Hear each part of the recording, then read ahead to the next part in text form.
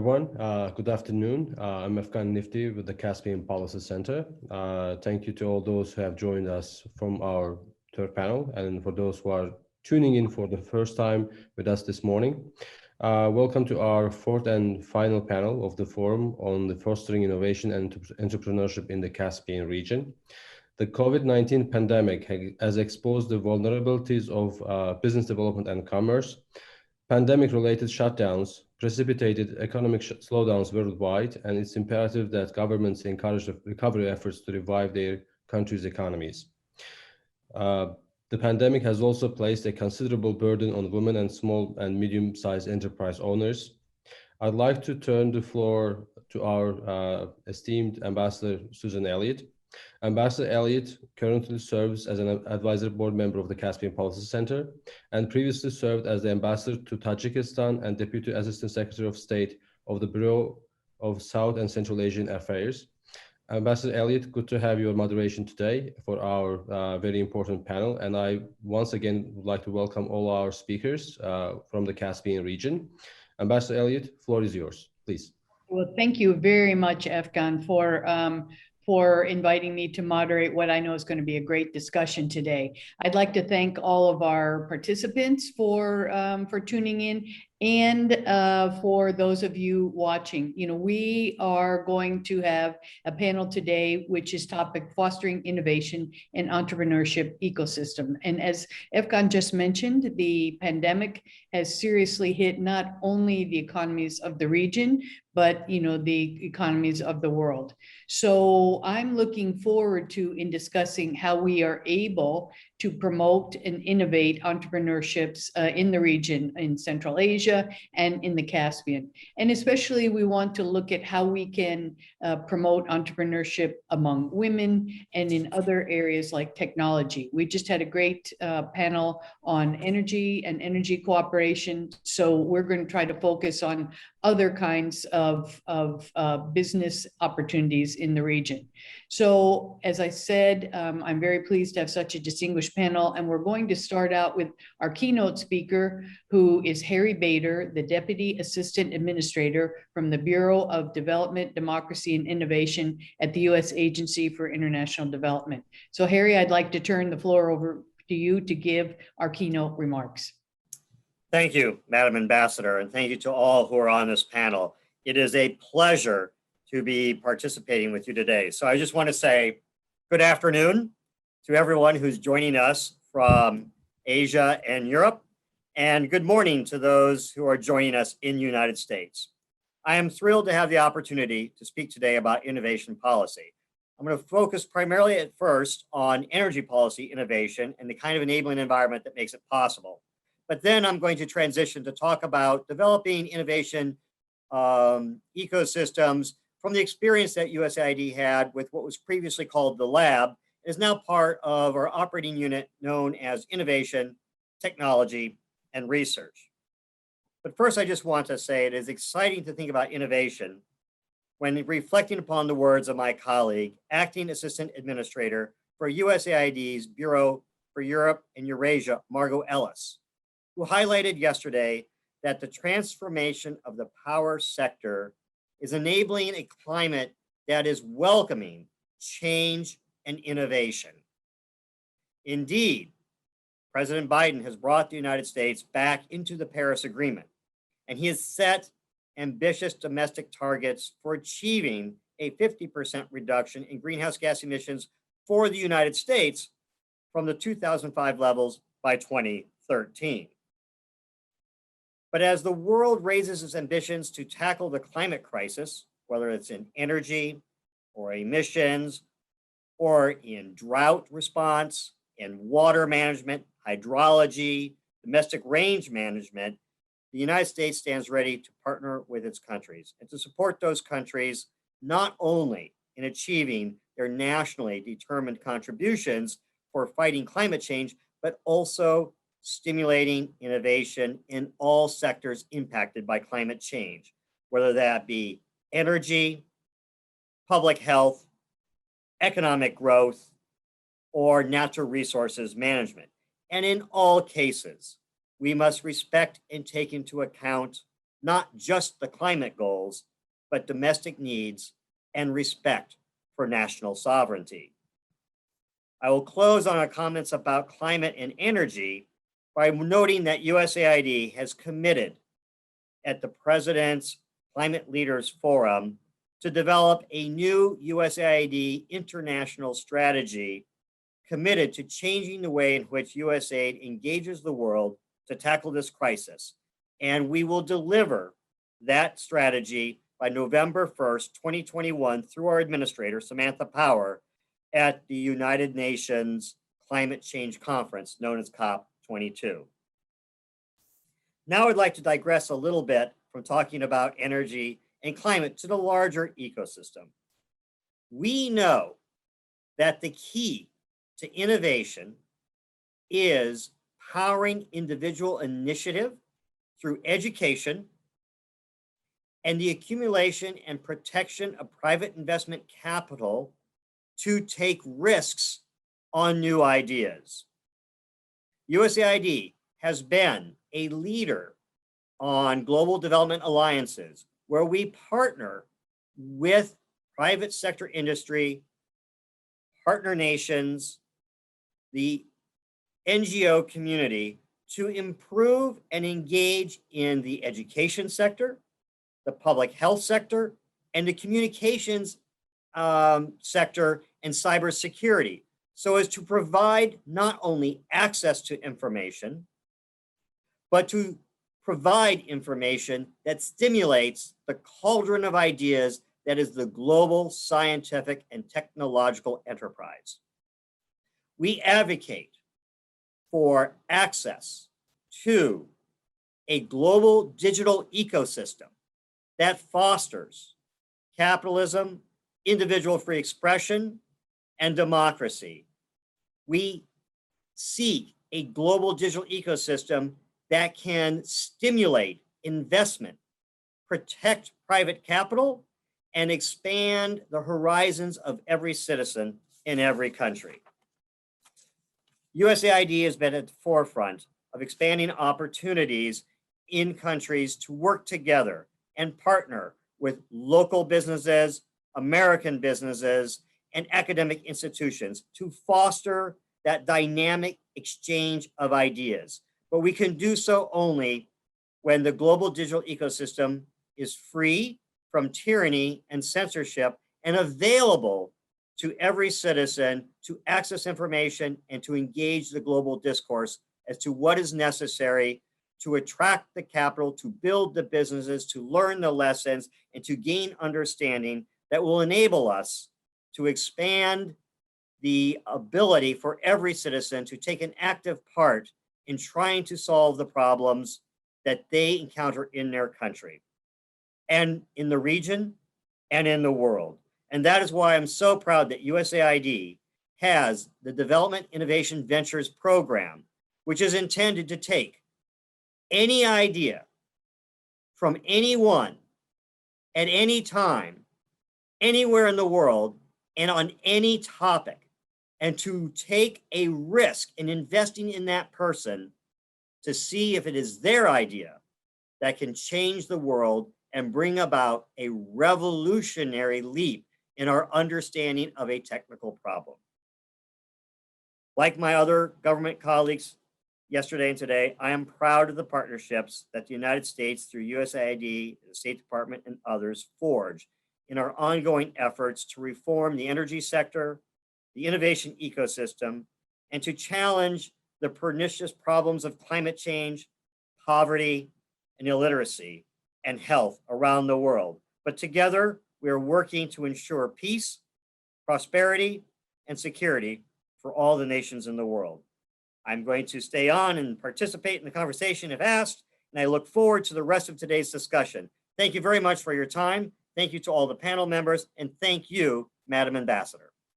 Well, thank you, Harry, for those great remarks. And, you know, it's really encouraging, at least for me as a former, not only ambassador, but, you know, U.S. government employee who worked very closely with USAID during my career, to hear the plans for the future that you have. You know, we always think of USAID as being in development and looking at education, health, and the agricultural sector. But to hear the talk about being, you know, dedicated for the future, looking at climate change, looking at cybersecurity, looking at the digital ecosystem, I think it's really an exciting time, not only for USAID, but, you know, for others in the region, you know, to be partners with the USAID. So thanks for the keynote remarks. Now we will get into the panel part of our discussion. And again, for our viewers, each panelist will make their remarks, and then we will answer questions from the audience. So if you do have a question, please feel free to type it into the Q&A function at the bottom of your screen. So now I would like to turn the floor over to Orkan Mamadov, who is the chairman of the Management Board of Small and Medium Business Development in the Republic of Azerbaijan. So, Mr. Chairman, over to you.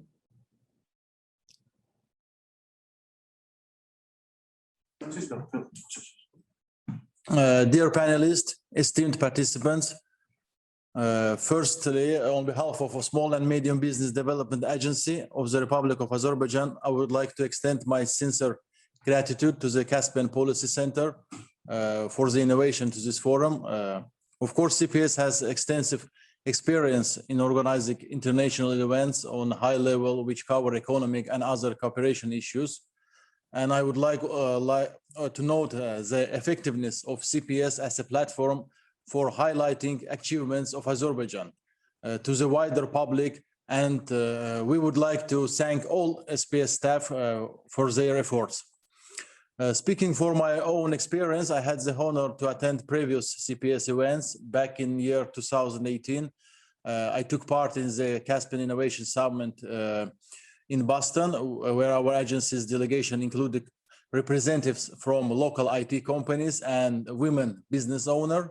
They benefited from a study tour to innovation centers and direct B2B contacts with related US companies. We held a number of productive meetings with the US Small Business Administration, US Commerce Department, and former Overseas Private Investment Corporation, which is now DFC. In year 2019, we participated at the second annual Caspian Business Forum in New York. We also met with New York Small and Medium Business Administration and Manhattan Chamber of Commerce. Those meetings were also quite helpful to shape initial directions for cooperation with our US counterparts. The topics of today's panel are very important. We think a recent global COVID-19 pandemic urged business community and especially SMEs to shift their focus on innovation and digitalization to ensure future sustainability. And I'm sure that our discussions will contribute to experience exchange and best related practices. Considering that micro, small and medium businesses are the main driving forces for the modern economy, and understanding the necessity for them to adopt digital technologies, our agency has also included fostering innovation and SME ecosystem in our agenda as priority areas. With a view of creating an enabling SME environment and promote innovation, our agency has introduced various support mechanisms.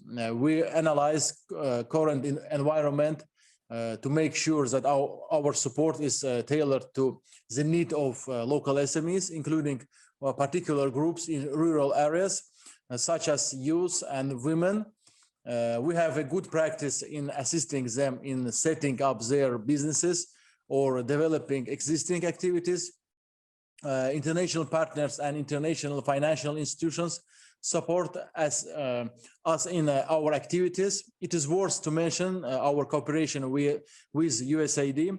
We are finalizing procedures to sign a joint MOU, which will cover such areas as capacity building for business associations, training for SMEs, assistance to business startups, women entrepreneurs and professional associations, establishment of e-sales and e-learning platforms, and others. Among our agency's programs, I would like to mention grants for internal market studies, research and development projects, as well as startup certificates, which provide tax incentives for young business owners. Our small and medium business houses operate as one-stop shop, offering both G2B and B2B services. Soon, an e-SMB house platform will operate in non-stop shop format. Through our SME development centers, we provide business consultancies and training to SMEs, including on innovative businesses. Tailored trainings are organized for particular focus groups, such as youth and women. The main purpose of this support is to equip potential and current businesses people with the right skills and knowledge to make sure that their businesses succeed. Also, we have launched a new e-commerce portal designed primarily to sell products and services of SMEs through a single online platform. This platform encourages SMEs to take advantage of online sales opportunities, both within the country and promote sales of their product overseas. Social business projects are also part of our work. We already initiated a number of social projects aimed at empowering women and families in the district of Baku. Later, we plan to cover the whole country. We also launched 2 production facilities and employed particularly women, increasing their professional skills. Dear participants, our agency is interested in cooperation with CPC and participant countries.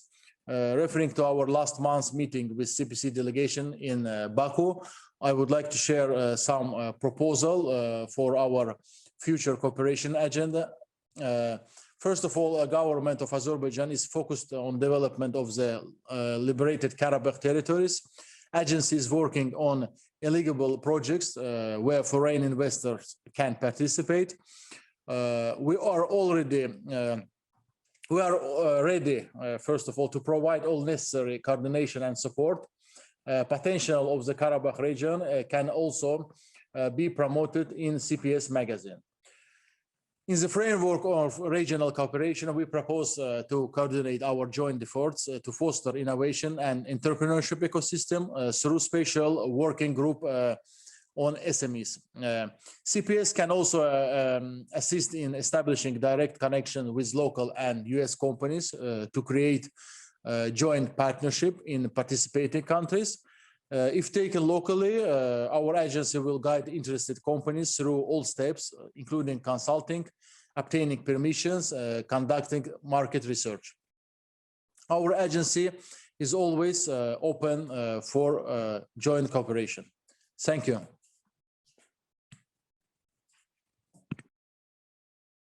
Sorry, had to get off the mute. Well, thank you very much for those very detailed comments, and I'm really pleased to hear, how much the government of Azerbaijan is doing, especially in the area of rural and women and youth development and entrepreneurship. So I'd now like to go to our next speaker, who is Avtandil Kazuradze, who's the head of Georgia's Innovation and Technology Asian. So Mr. Kazuradze, over to you. Hello once again, everyone. I hope everyone hears me. So it's my pleasure to be here and to speak with all of you. Government of Georgia definitely prioritized innovation and technology for the further development of our country, our economy. We think that to support innovations, this is the only way to jumpstart economic growth of Georgia. We want to capitalize from the intellectual potentials that exist in Georgia. Georgia is a small country. We don't have, we are not very rich with natural resources. So our only potential is to develop innovation. and capitalize from human capital. So this is where we are aiming with all the support programs that we are having in Georgia. That's why government of Georgia, even though it was late, but still established Georgia's Innovation and Technology Agency in 2014 to develop knowledge and innovation-driven economy in country. And we started several programs together with our international partners. Definitely US Embassy was one of the big supporters and is one of the big supporters in all stages of our programs. USAID, also World Bank is our major donor who is supporting all major innovative activities here in Georgia already more than 4 years. And then we are continuing on this direction because we brought in Georgia the most importantly not only foreign money but foreign experience, which is very important to properly work with the new initiatives, new ideas, startup ideas. The one thing that should be mentioned that in all stages of innovations that we are supporting here in Georgia by our agency, there are several other agencies who are supporting local innovations, but we as a Georgia's Innovation and Technology supporting, we are only supporting innovative ideas who has global scalability potential. So if they don't have, it's not our mandate to support it. So that's why in whole process, we 100% outsource the decision-making process. Government of Georgia is not involved in any sense of who will be getting the financial support from the government of Georgia. We have US colleagues in private sector who is supporting us in direction. US accelerators who are coming here in Georgia and they are selecting these startups. Also US venture and angel investors who are coming in Georgia. Big caliber investors like Vice President of the Oracle, CEO of the Catapult Venture Fund, and etc. So big names are coming here in Georgia and they are making decisions. They are meeting startups, they are evaluating startups, and they are making the final decisions. And then we are awarding grants to those startups.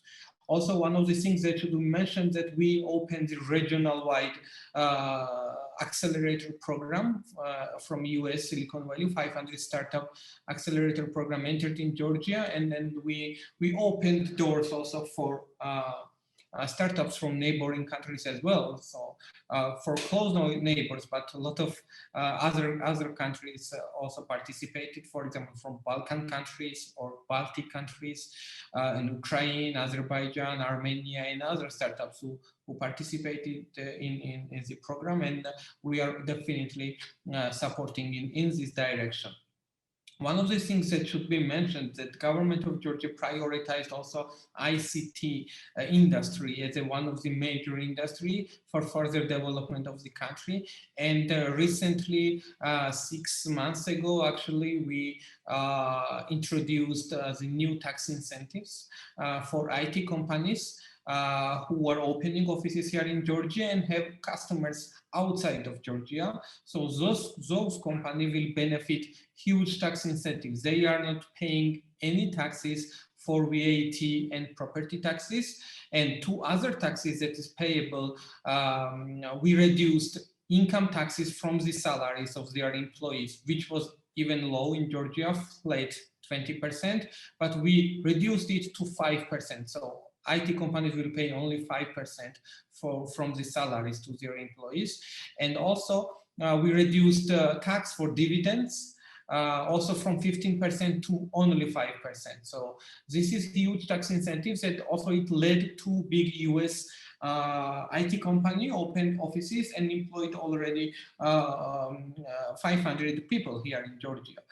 Some of the people, they even relocated from the neighboring countries and they live in Georgia and they work in Georgian companies. So we have opened our policy, we have open economy and in innovation as well. So we are supporting very much all the initiatives that will support Georgia to be part of this international cooperation, because as I mentioned, we only supporting innovative ideas who have global potential. So we need to have a network outside of the country.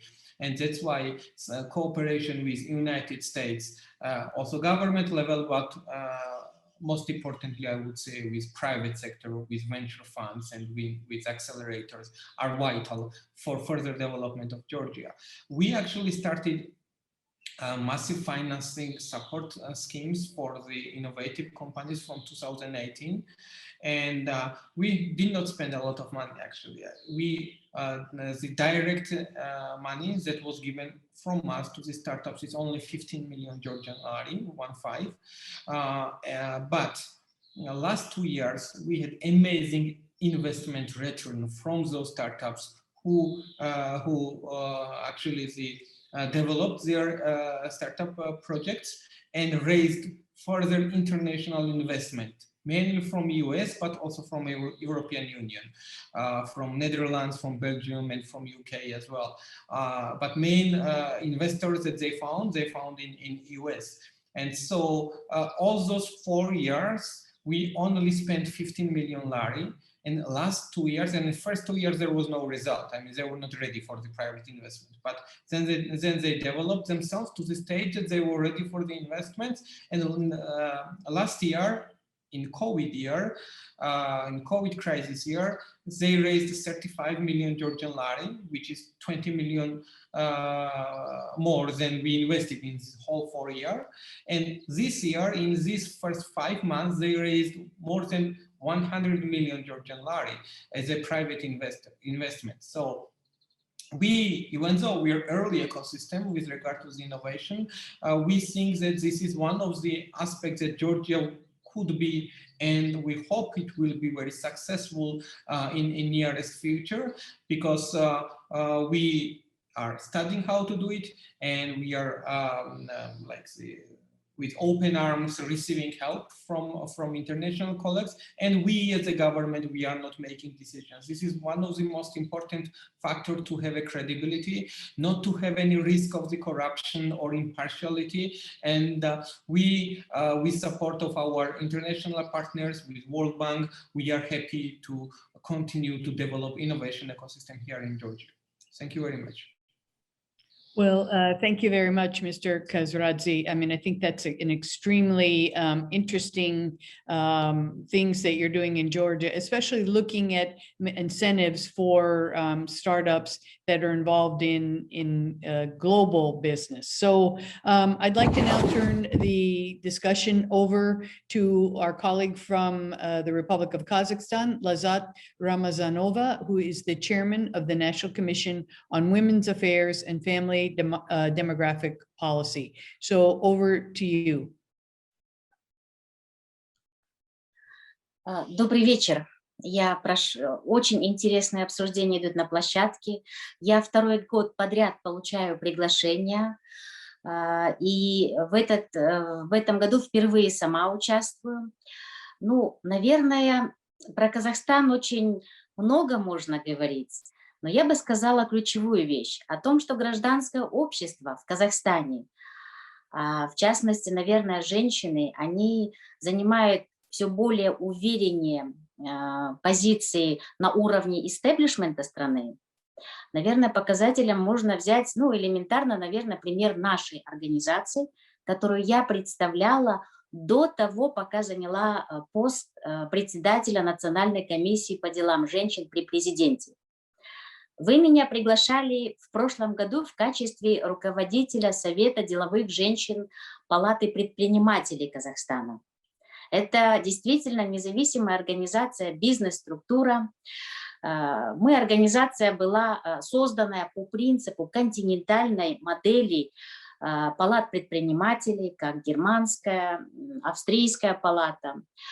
И буквально в прошлом году вот с гражданского сектора перешла на уровень государственный. Это действительно, наверное, говорит о том, что женщины-предприниматели в Казахстане сегодня увереннее занимают позиции. В малом среднем бизнесе это 42% женщин, руководителей предприятий. А если мы возьмем, что в целом статистику Казахстана, то 52% населения – это женщины. Теперь давайте другую сторону возьмем. Были сделаны ключевые две поправки в в 2 закона Казахстана президентом в прошлом году поправка о введении 30% квоты. И все партии, которые в прошлом году участвовали в предвыборной гонке на занятия портфелей в Нижней палате парламента, обязаны были в соответствии с 2 поправками в своих списках 30% должны были состоять из женщин и молодежи. Сегодня Нижняя палата парламента 27% женщины. Но это стало очень хорошим подспорьем именно в регионах.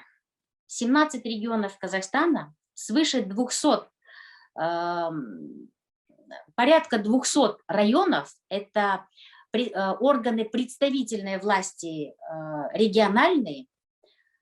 Там у нас картина очень в сторону, скажем так, гендерно-чувствительных вопросов развернулась, а в частности у нас на районном уровне, областном уровне уровень представленности женщин до 32%. А я хочу сказать, что региональные маслихаты у нас формируют на 70% верхнюю палату парламента. То есть здесь налицо, наверное, уже более прогрессивный метод действительно квотирования, продвижения женщин. Очень интересный случай, вот лично на моей практике был, когда мы привлекли частные инвестиции для придания женскому предпринимательству более массовый характер. То есть порядка 3 миллиардов частных инвестиций тенге за последние 3 года сделали у нас крупные банки Казахстана. Инвестировали конкретно в женское предпринимательство. Оно дает свой эффект, конечно же, не сразу, потому что мы сконцентрированы были выделять кредитные средства на льготных условиях женщинам в сельской местности. Как итог вот этого 3-летнего кредитования женской кредитной линии за счет частных инвестиций у нас стал такой проект, который женщины уже внутри, регионально скооперировавшись, сделали. Это проект «Одно село, один продукт». Его сейчас рассматривают на дальнейшую поддержку и масштабирование в Казахстане и на приграничный, может быть, регион, Азиатский банк развития и программа ПРООН. Ну, скажем так, мы для себя определили, женщины-предприниматели, основной показатель.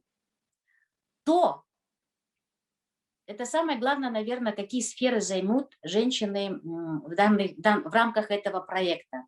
Какой продукт то или иное село выберет как базовый для себя. Как механизм или инструмент выбрали модель кооперации. И самое удивительное, что модель в Казахстане очень хороший закон о кооперации.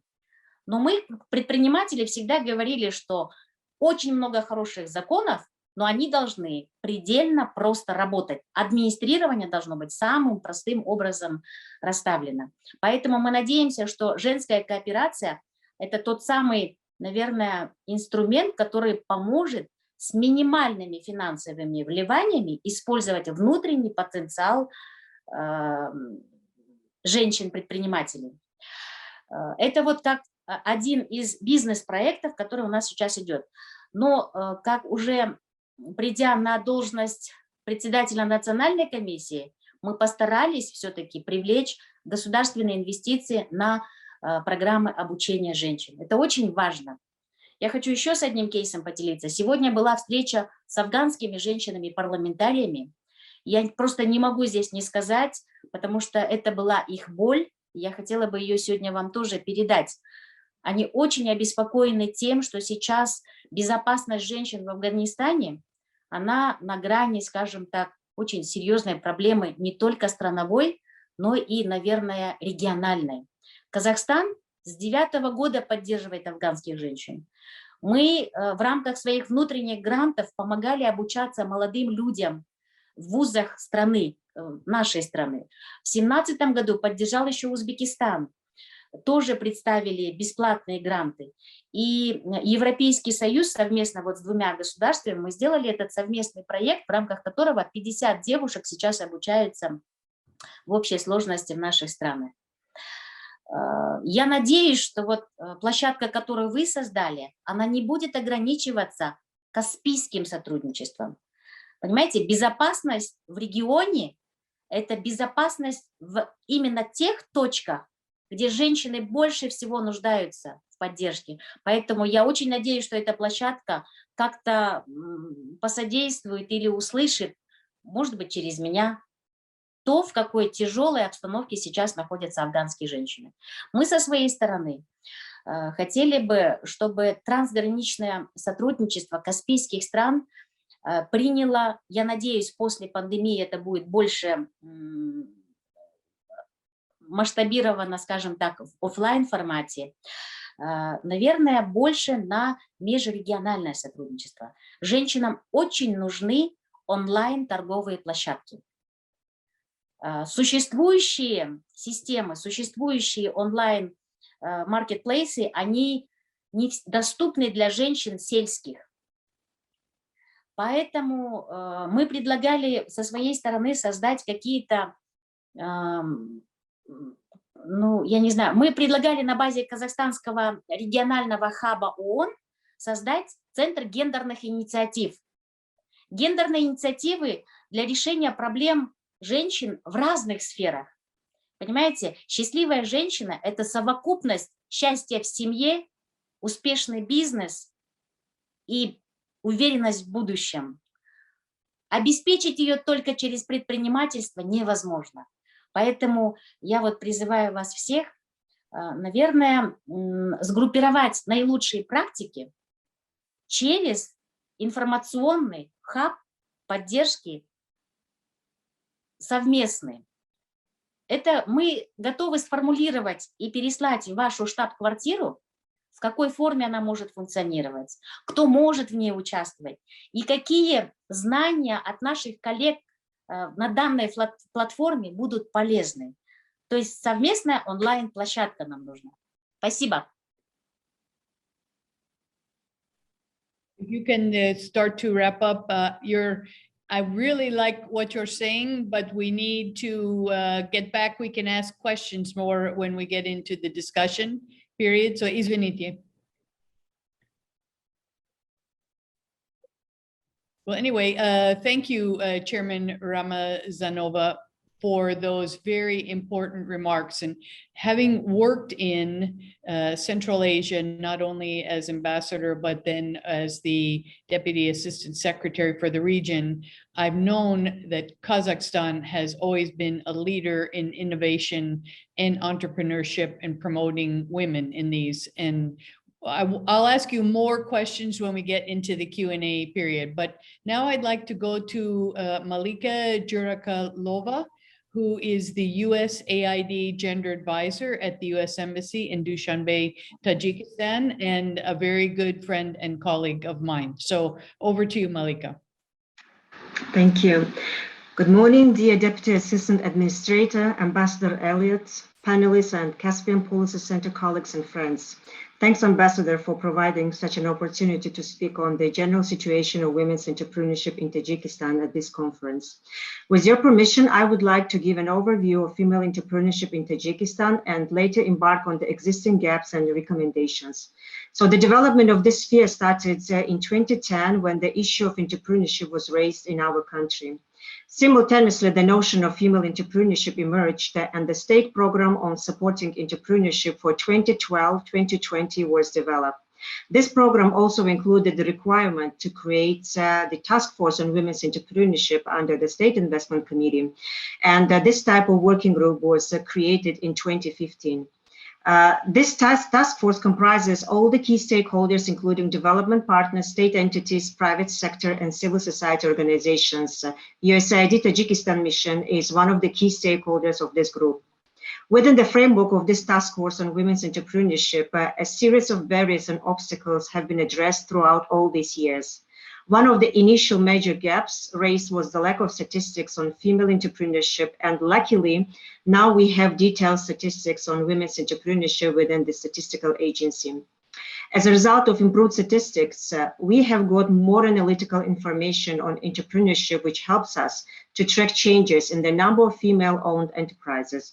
For example, just for your information, if in 2015, the number of women-owned businesses were over 47,000, by 2020, this number was over 77,000, which means for the 5 years between 2015 and 2020, the number of women-owned enterprises increased by 62%. The National Bank of Tajikistan developed the statistics with gender consideration, and we can track how much loans were given to women to start or expand their businesses. In 2015, about 1,273,000,000 somoni were given as loans to women, and in 2020, the amount was over 2 billion somoni. Also, the share of women in the general credits portfolio was 10% in 2015, and in 2020, it was 20.8%. Also, another milestone and achievement of this task force is the annual regional and international women's business forum conducted in Tajikistan. The USAID has been the major donor of this event each year. Through our USAID-funded activities in Tajikistan and Central Asia, we promote women's economic empowerment, including female entrepreneurship. This year, the task force dimensions were expanded to include not only female entrepreneurs, but also youth and people with disabilities. The current task force developed a program for 2021-2022, which identifies the priority issues. And one of the priority areas is provision of access to finance. So here, in terms of access to finance, I would like to mention about the presidential grants for female entrepreneurs, which are managed by the Committee on Women and Family Affairs of Tajikistan. So the grants program started in 2017 and ended in 2020, but it was agreed that it will be again given during 2021. Also, I would like to mention the role of civil society organizations in the development of women's entrepreneurship, which resulted on removing taxes on the goods produced at home. Also, I would like to state that according to the Women, Business and the Law report of the World Bank, which was released in 2021, Tajikistan ranks highest among all the countries of Central Asia and Afghanistan in terms of laws and regulations envisaged to promote women's economic empowerment. Well, we are trying really hard to promote this women's entrepreneurship in Tajikistan, but however, there are still some gaps I would like to speak about. First is women's access to finance, and the analysis of gender consideration in the midterm development program for 2016-2020 also showed that women receive loans twice less than men from formal financial institutions. Also, women's financial illiteracy and limited knowledge and skills on business management. Implementation of presidential grants program has showed us that the applications that are submitted to the committee are of low quality. There are no legal normative basis on social entrepreneurship in Tajikistan, and there is no definition of social entrepreneurship, but we really need to develop social entrepreneurship in our country, especially in rural areas where about 70% of the population lives. The lack of childcare centers, especially in rural areas, which limits women's ability to be engaged in business or the workforce. And also, COVID-19 pandemic imposed movement restrictions across the country and outside of Tajikistan. And the world practice during COVID has proved the importance of utilization of e-commerce and digital tools such as internet shops, delivery services, and etc.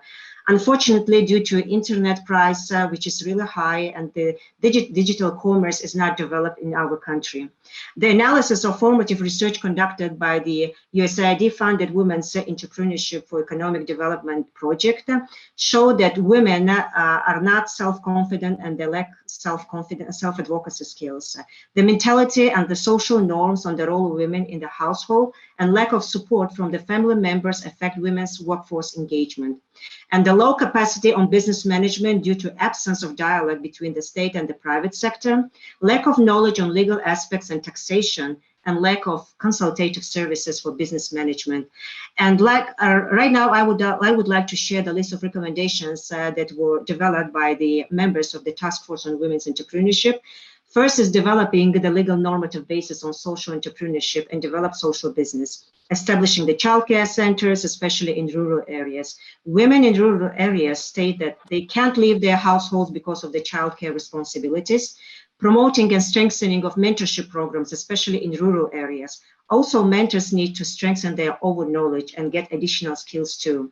Promotion of e-commerce and digital services in women's entrepreneurship, also access to those new technologies. Creation of state support programs for women's entrepreneurship in terms of providing preferential loans, providing training opportunities on business management skills, self-advocacy, and self-confidence, especially for women in rural areas. This is it for now, and I can answer your questions during the Q&A session. Thank you for your time and attention. Well, thank you, Malika. It really makes my heart feel good to hear all the wonderful things that are happening in Tajikistan in terms of promoting women's entrepreneurship. And I know that you and through the US government and USAID's close cooperation with the government, things are have really moved forward, but there's still a lot of work to do. And I look forward to having more questions to talk with you about that. So let me go to our final speaker, who is Idor Tulyakov he's the Executive Director of Development Strategy in Uzbekistan. So Mr. Tulyakov, over to you. Thank you very much, dear Ambassador Elliot, dear participants. I'd like to thank Caspian Policy Center for extending the invitation and the opportunity given. Innovation is important.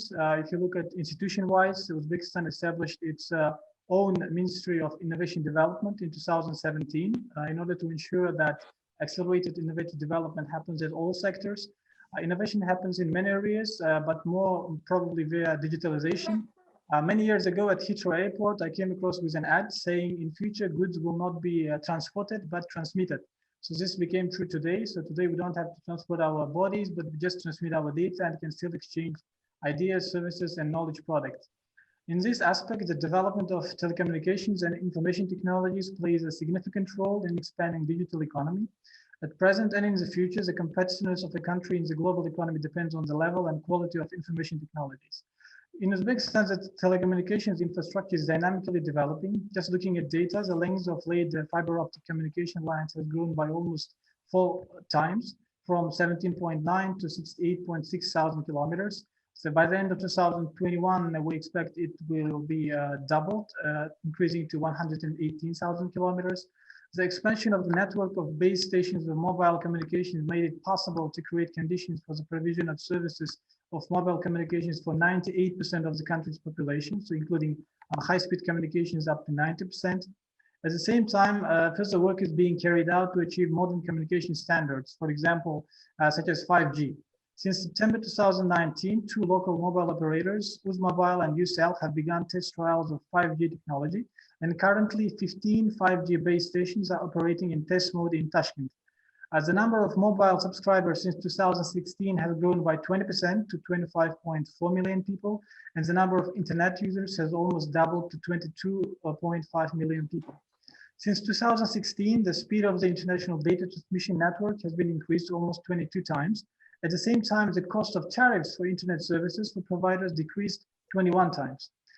Turning to digital economy, I need to mention that the volume of services provided in the IT sector increased by almost 2 times in 2020 compared to 2016. In terms of vision, the strategy Digital Uzbekistan 2030 was approved, which provides for the implementation of over 280 projects for the digital transformation of regions and sectors of the country's economy in the next 2 years. The digital transformation of the banking sector will continue, including automated management systems and financial technologies. For the digitalization of agricultural sector, more than $600 million will be attracted to introduce modern agricultural technologies and innovative solutions. One of the main policy documents that determine the vector of digitalization development in Uzbekistan is the resolution of the President of the Republic of Uzbekistan on measures for the widespread introduction of digital economy and electronic government. According to the document, it's planned to increase the share of digital economy in the country's GDP twice by 2023. And the volume of services in this area 3 times. Few words about the application of IT in healthcare sector. The digitalization process in Uzbekistan has especially accelerated over the past 2 years. During the period of the pandemic, we were able to rethink the importance of introduction of innovative solutions into healthcare sector as well. On February 2021, the President signed a decree on measures for the effective organization of digitalization in the healthcare sector. So we created a new company, IT Med, under the Ministry of Health. It will be devoted to developing information systems for hospitals, clinics, and other medical institutions. Another important development in this aspect is the information system called compulsory health insurance, which will be developed and implemented. According to the Prudential Decree, Uzbekistan will completely switch to the compulsory health insurance system by 2025. So by this time, it's planned to fully implement the e-health project. At the same time, the state health insurance system will continue to be financed, but we will figure out how the system works, and all problems will be identified. Citizens will have a guaranteed package of medical services. Finally, a promising race for combining the efforts of the countries of the Caspian region in the field of informatization and digital economy for the coming years may be development of information technologies in the customs sphere to simplify the registration and control of goods turnover, development and implementation of software in the financial sector to simplify the use and receipt of financial services in the Caspian countries, and cooperation between countries in the IT industry, so the creation of joint programs and technoparks with involvement of leading specialists from both sides. Thank you very much. Well, thank you. And, I want to first correct a mistake that I made because our speaker is Umed Abidkadajev.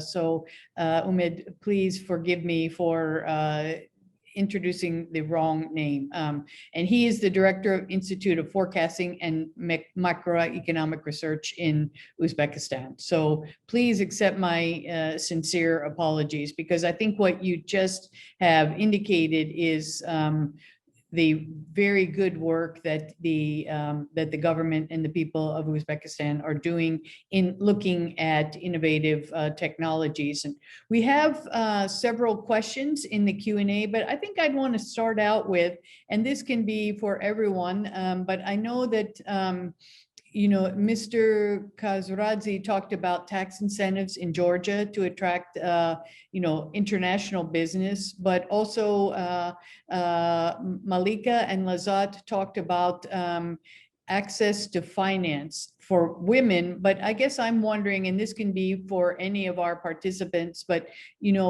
how are some of the other countries handling access to finance, not only for women, who I think face bigger challenges than perhaps men do, but for youth and for other people in rural areas? And this can be for any of our panelists, but does anyone, for example, maybe Mr. Kazuradze or even Harry, is that something that USAID focuses on, trying to help people get access to to financing? Because you can have a great idea and you can certainly, but actually putting it into practice requires getting financial support. So is there anyone who maybe in the panel would want to address that? Or maybe Mr. Kazuradze, in addition to tax advantages in Georgia, do you try to help people find financing?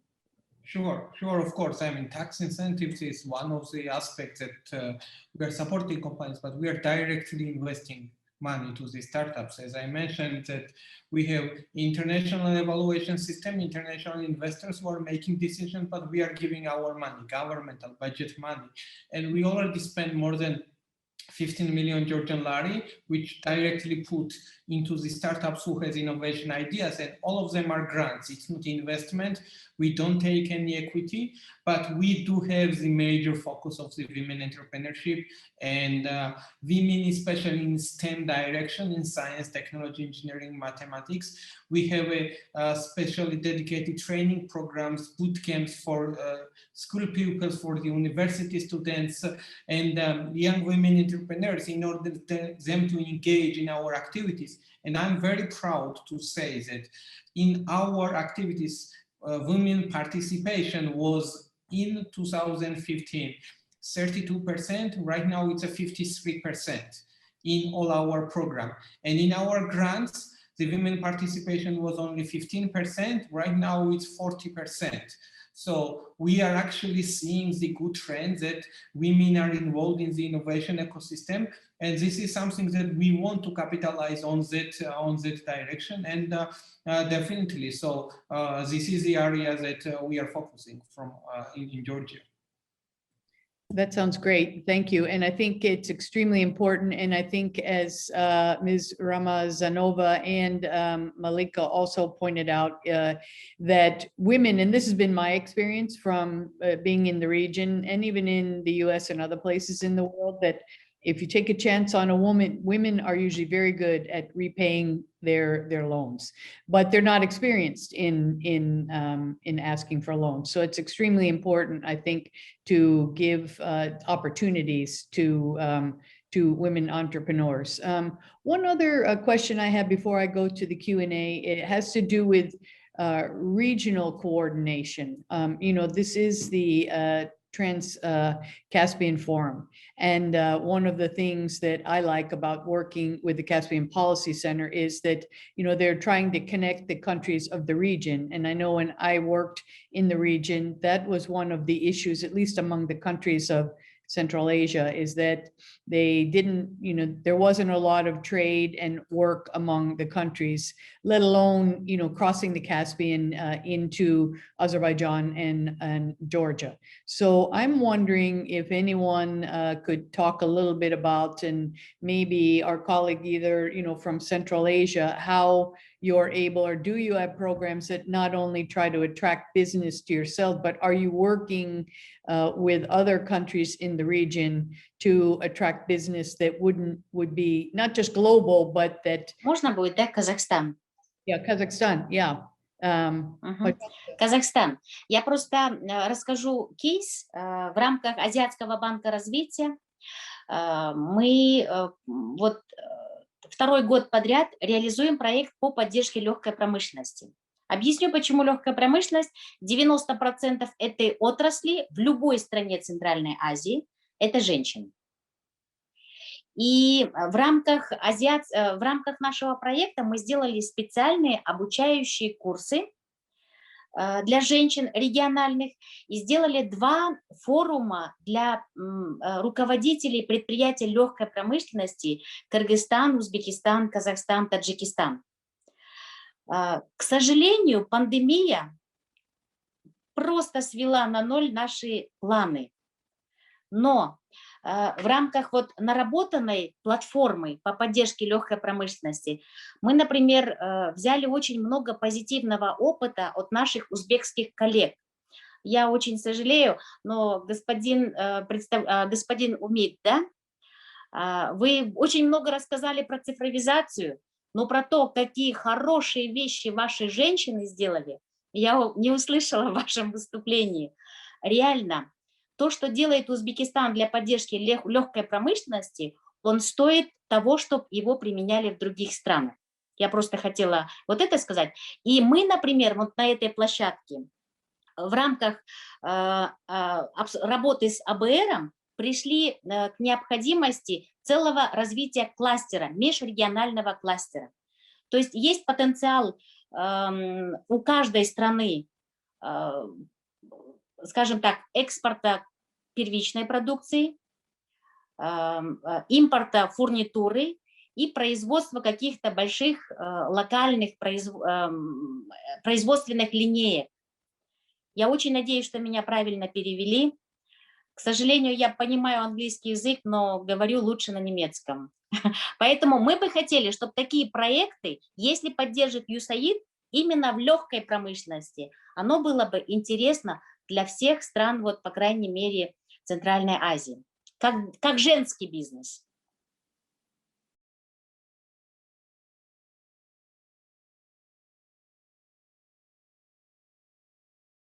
Having trouble unmuting there. Well, thank you very much. I think that is a really important point to look at, because I do think sometimes women are forgotten, and I'm glad we're doing this panel today. In fact, you have answered one of the questions that one of our viewers posted about how did the pandemic affect the ability to do training and to do business. And I think the one thing that it probably points out is the importance of not just doing training in person, but having access to the internet and allowing women, and women, men, and people in rural areas to do online training. We have another question, and I'll go, and this is for Mr. Abidjayev. And the question is about Uzbekistan. And has Uzbekistan looked at, and this could be a question for any of you, but it was directed to you, how has Uzbekistan looked at reducing poverty? Do you approach it differently in the urban area versus the rural area? Thank you very much. Yes, actually, the issue of poverty reduction become a major focus of a new administration. We also renamed our Ministry of Economy and Industry to the Ministry of Economic Development and Poverty Reduction. And as you might know, last week we announced our preliminary estimations of the minimum poverty income levels using basic cost method. As we might know, there are different approaches. The one which is used by World Bank, it is the international poverty line. And finally, we managed to come up with a national poverty line, which will help us to create a filter through which we can identify a person in a poverty group or who is in the risk of coming into this group. And thanks to this, we can adjust social policy and economic policy and other policies to make sure that we can elevate as many people as possible out of poverty. Coming to the question about urban and rural, of course, depending on the context, there were different approaches used. For example, if it's in the urban area, we created such centers called monomarkas, where people can go and for free of charge, they can learn different set of skills, very practical skills, like how to be a good waiter, how to cook, how to, how could I say, involved in a clothing business, in restaurant business, in tourism, and how they can learn many foreign languages that can be done in a very short period of time and free of charge. When it comes to the rural areas, the approach was going through agricultural sector because it's the most closest one, and I think it was a Food and Agriculture Organization's estimates also says that increasing the development in the agricultural sector can decrease the poverty level to 1.5%. So in this sense, the approach was used via, for example, subsidizing the construction of greenhouses where people can actually engage in a practical work and grow their own plants. And then there were some assistance on helping them how to cultivate them, how to keep them safe from different plant diseases. And also there was some special free spaces provided them where they can actually sell them in the bazaars and the local market. This was one of the approach. But of course, Uzbekistan has hopes to eradicate the poverty also via education, because this is one of the major reformers and the founders of modern Japan. Yukichi Fukuzawa once said that the difference between a rich and poor person is in the knowledge. And we're expecting to have a demographic dividend because more than around 60% of the people in Uzbekistan are young, they're under 18 years old. And this young population, this young energy multiplied with IT, digitalization, and with a broad worldview and tolerance, I think that this can create lots of value added, and we can alleviate, we can reduce the poverty to the maximum level. This is the future prospect. Thank you. I don't know if that's I was, I'm not on mute, but that's actually very, very good. And, I think it demonstrates the importance of looking at a wider approach that, people in rural areas, especially who are engaged in, may not have access to the internet, but engaged in the agricultural economy, need special assistance. So one of the other questions that we have, and this is something that I know USAID and the State Department worked on when I worked for the US government, is interregional cooperation with women's entrepreneurship networks. And I know that, we tried to create those, and I don't know if perhaps, either Malika or Lazat may talk about, are there networks that are among the the women of not only Central Asia, but I know we tried to connect to women in Afghanistan and to women across the Caspian in Azerbaijan or in Georgia. Are there any established networks? Maybe Malika, can you take that question? Yes, sure. Thanks, Ambassador. Yeah, as I already stated, within the Women's Entrepreneurship Task Force, it has become already as a tradition that every year we conduct the Regional Women's Business Forum. So this forum is not only, and one of like the major donor is the USAID and the US Embassy, and I would like to state that it's not the regional connectivity only among the countries of Central Asia, but quite often we invite the female entrepreneurs from Afghanistan. Like a couple of times also we invited the female entrepreneurs, Afghan female entrepreneurs who reside in Tajikistan.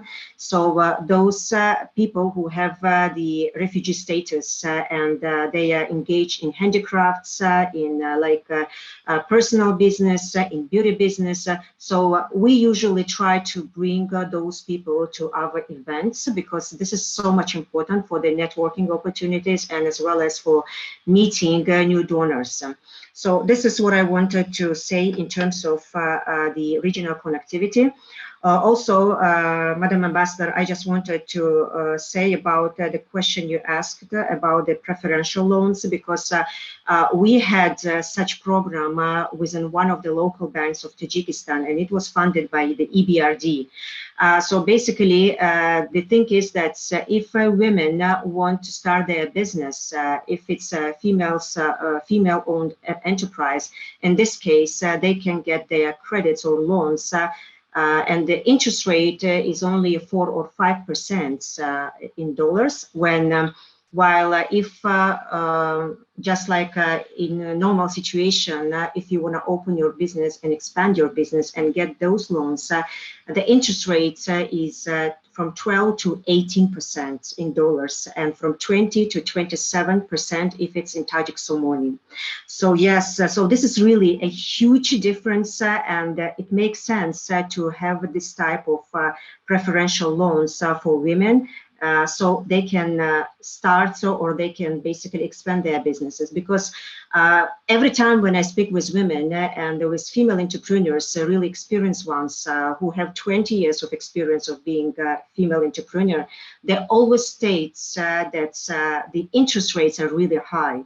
And even those women who have self-confidence, who know this area very well, they always say that we need to somehow change the interest rates. Otherwise, it's really risky, not only for women, but also for men to go and get loans from the local banks. Thank you. Over. Yeah, I would agree. For whether you're a man or a woman and having borrowed money to buy a home and to buy a car and other things, a high interest rate can really be a deterrent to being able to borrow money. So the fact that interest rates can be adjusted to help promote small business and entrepreneurship, I think is extremely important, because the interest rates that you mentioned are very prohibitive and don't allow the small business person or entrepreneur or startup to be able to borrow much money to get going.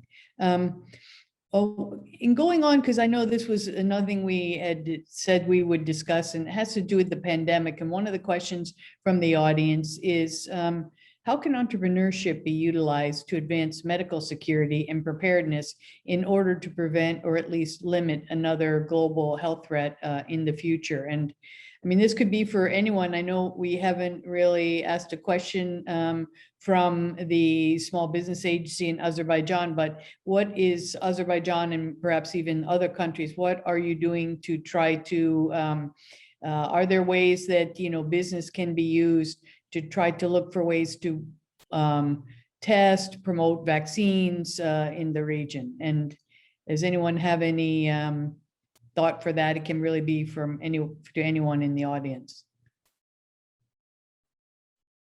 Is that something, I know that President Biden announced that, the US is going to be making donations to the COVAX of vaccines, which I was very pleased to hear. And I don't know, is that something that perhaps USAID, Harry, has worked on, technology or working to try to help the countries in the region to prevent pandemic, future pandemics, or to deal with the one that we currently are facing? Yes, thank you for this opportunity. While I myself do not directly work on the issue of COVID-19 and the pandemic, it is clear that under the leadership of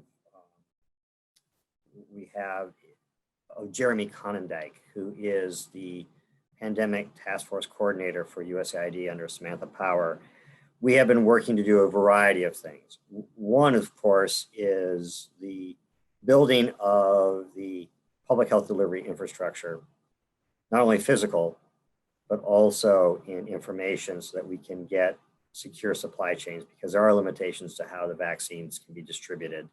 And we've been working with conversations with private air carriers and others to figure out, once the announced donation, I believe, I've not confirmed it through USAID, but from open source, that there's going to be a donation of 500 million vaccines to the world.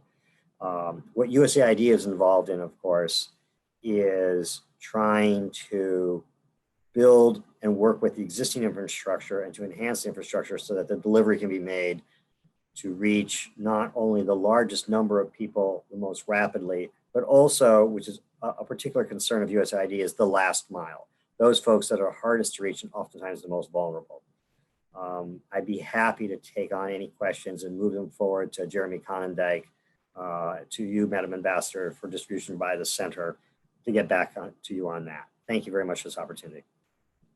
Yeah, I mean, thanks for answering that question, because I think for me, it's extremely important that we assist the countries of the region, not only in getting vaccines, but looking again for startup companies who could be involved in, medical, either provision of protective equipment, medical records, and other kinds of things that, or even emergency preparedness, so that when, hopefully not, but that if we have another type of pandemic in the future, that we're better prepared to be able, to curb the spread of the disease. So I think that's probably an extremely important area to look for companies to do startups in the medical, in medical technology.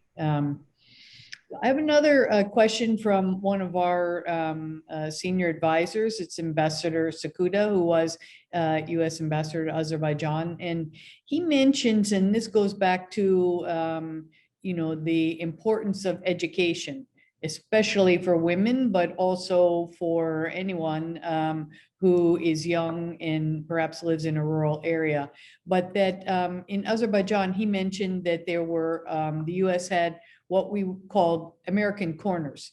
They were places where local residents could go, not just to learn about the US, but they also had access. If you didn't have access to the internet at home, there were English language classes and, access to internet. But I know we had that we had a very robust program in Tajikistan, but I'm wondering, are there other, whether with the US embassies or among your governments, are there digital training programs, and are there, let's say, private public cooperation to allow digital training to be distributed or disseminated among people in the countries? I don't know, I would imagine in Kazakhstan, maybe you have that, but does anyone else have this either in your country or know of other international organizations working on trying to develop digital training networks?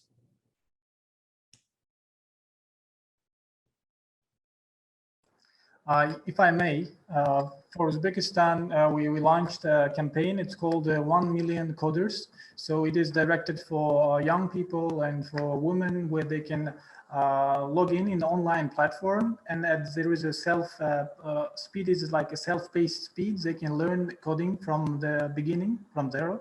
This is done jointly with United Arab Emirates government, and it's proved to be successful because more and more people are engaging, not only students, but also people who are already working as well. On the other point, I think there are more and more IT academies and IT parks are created in Uzbekistan where young people can learn, for example, for 6 months or 1 month, and after that they can already receive some freelance, how could I say, services, work from abroad. It may be from Japan or from other countries, and can already earn some income. So in that sense, there is a wide support from the government with the participation both of the private sector and international partners. Yeah, I think that's an extremely important point. Are there others in any of the other countries? Anyone else want to jump in on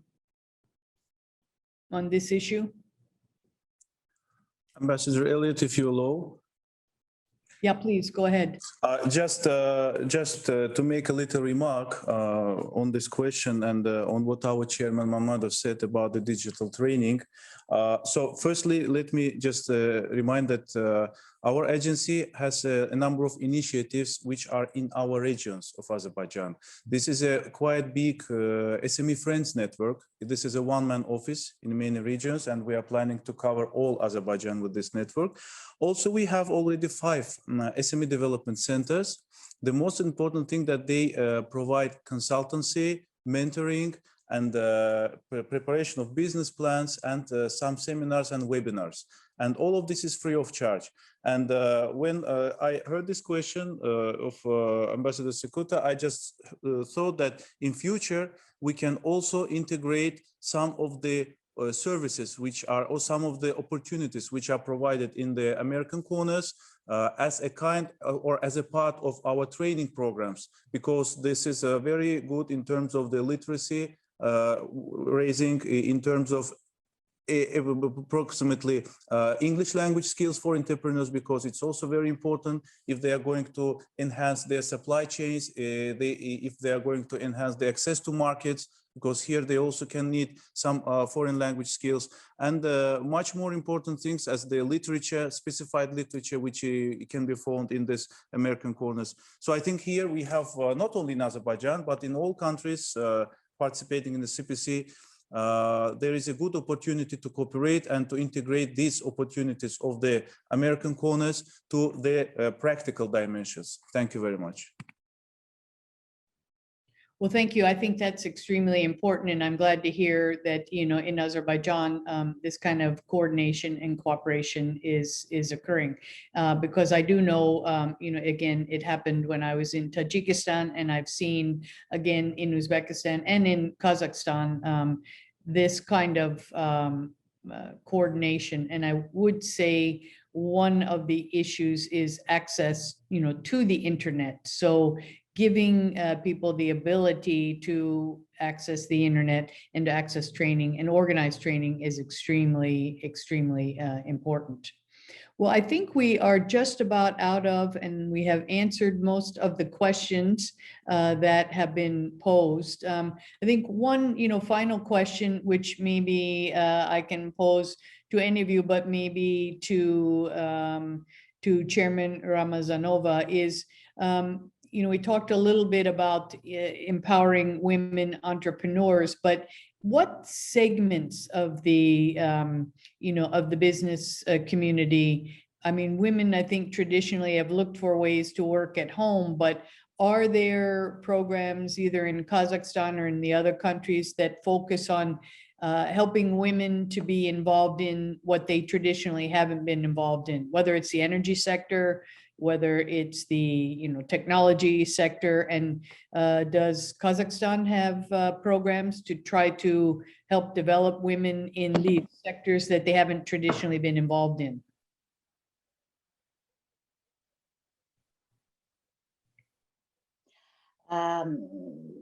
Благодарю, госпожа посол, за вопрос. Я хотела бы сказать, что, конечно же, в такой углеродобогатой стране, как Казахстан, процент женщин, которые в этих энергоемких отраслях экономики занимают лидирующие позиции, конечно же, низкий. Но он низкий, наверное, сопоставимо со всеми странами, которые имеют подобный расклад экономики. Мы сделали в прошлом году масштабное исследование, что же мешает продвигать женщин в секторе энергетики, какие стереотипы препятствуют этому. В рамках этого исследования, которое провела общественная организация, то есть это гражданский сектор сделал, ассоциация Казэнерджи, одним из итогов стало, что глава государства принял решение об увеличении и квотировании продвижения женщин на уровень принятия решения в энергетическом квазигосударственном секторе. Когда я говорю квазигосударственный сектор, я имею в виду это 70% экономики Казахстана. Это энергетический сектор, нефтяная, горнорудная, угольная, атомная энергетика. Соответственно, теперь уже на уровне институциональном и законодательном у нас присутствие женщин в этих мужских традиционно секторах экономики будет доведено до 30%. Если мы возьмем государственную службу, мы как аналог привели. На государственной службе у нас 55% женщин. Уровень принятия решения уже мы 30 набрали, свыше 30. Соответственно, квазигосударственный сектор – это нефтяная, энергетическая, угольная отрасль, которая относится к квазигосударственному сектору, будет представлена женщинами тоже. Я 3 года подряд безуспешно пытаюсь пригласить в Казахстан организацию ЮНИДО. Я знаю, какой прекрасные кейсовые продукты они делают.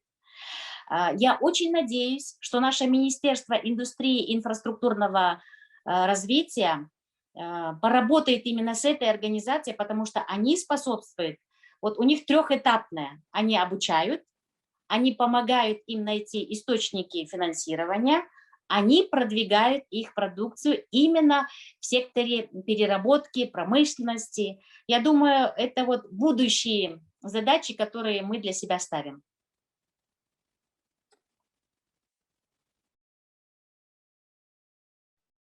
Well, thank you very much. I think that's extremely important that, you know, obviously we have a saying in English, Rome wasn't built in a day, but means that, you know, you don't completely integrate people into these new sectors, especially women overnight, but providing training and having goals, which I think I've heard all of our speakers today say is extremely important. So we're getting to the end of our time. And before I turn the program back over to Efkan, I would just like to summarize with, first of all, thanks to all of our panelists for participating in today's discussion.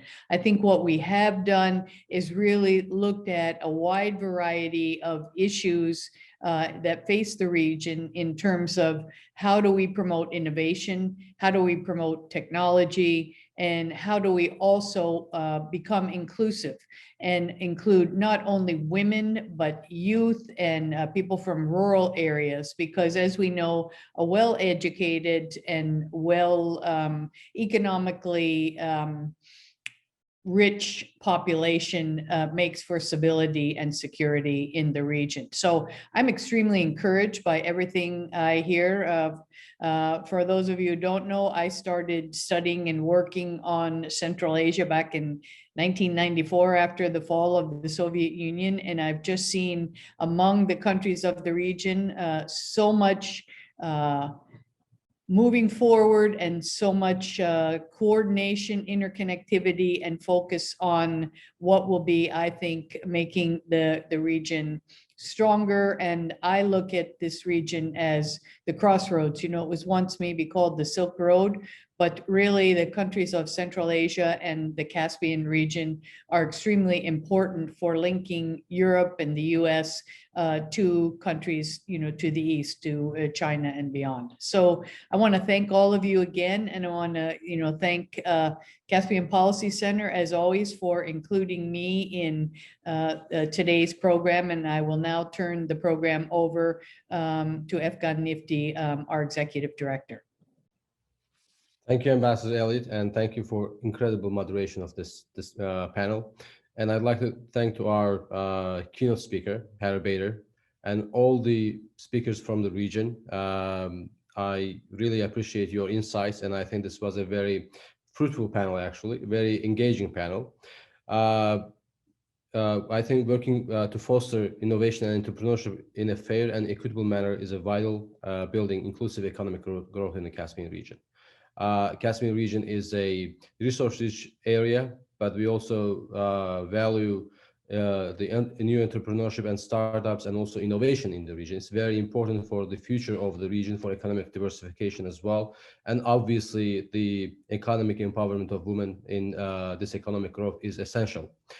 Also, as we come to the conclusion of the 5th Trans-Caspian Forum, I'd like to thank all our participants, moderators, and viewers of joining us for these important conversations.